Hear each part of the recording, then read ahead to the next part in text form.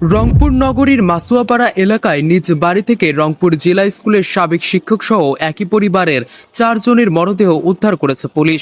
শনিবার 22 আগস্ট রাত 11টার দিকে তালাবদ্ধ বাড়ির তালা ভেঙে মরদেহগুলো উদ্ধার করা হয়।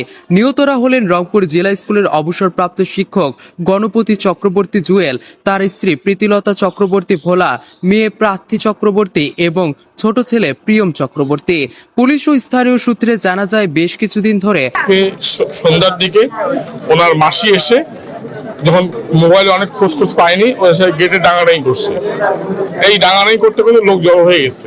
আমরা তো কাউকে চিনি না, উনি তো চাকরি করে এবং উনি এত ঠান্ডা স্বভাবের, এত নীতিবান সৎ লোক, তো ওনার যে শত্রু থাকবে সেটা তো আমরা জানি না। বাড়িটির ভেতর থেকে তালাবদ্ধ ছিল। শনিবার রাতে বিষয়টি নিয়ে সন্দেহ হলে স্থানীয়রা পুলিশকে খবর দেন। পরে কোতোয়ালি থানা পুলিশ ঘটনাস্থলে পৌঁছে বাড়ির তালা ভেঙে ভেতরে প্রবেশ করে 4 জনের মরদেহ দেখতে পায়।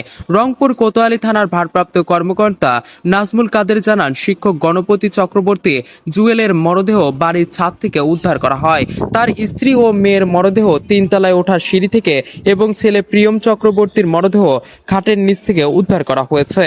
তবে কিভাবে বা কি কারণে তাদের মৃত্যু হয়েছে তাৎক্ষণিকভাবে তা নিশ্চিত হওয়া যায়নি। তাদের বৈদ্যুতিক সংযোগটা বিচ্ছিন্ন এবং পারিপার্শ্বিকতা ভিতরের যে অবস্থা, তাতে আমার মনে হয়েছে, প্রাথমিকভাবে আমি মনে করছি এটা ডাকাতির ঘটনা। তবে তদন্ত না করে শেষ কথা বলা যাচ্ছে না। ঘটনাটি তদন্ত করে মৃত্যুর প্রকৃত কারণ জানার চেষ্টা করছে পুলিশ। একই পরিবারের 4 জনের মরদেহ উদ্ধারের ঘটনায় পুরো মাসুয়াপাড়া এলাকায় ব্যাপক চাঞ্চল্য ও শোকের ছায়া নেমে এসেছে।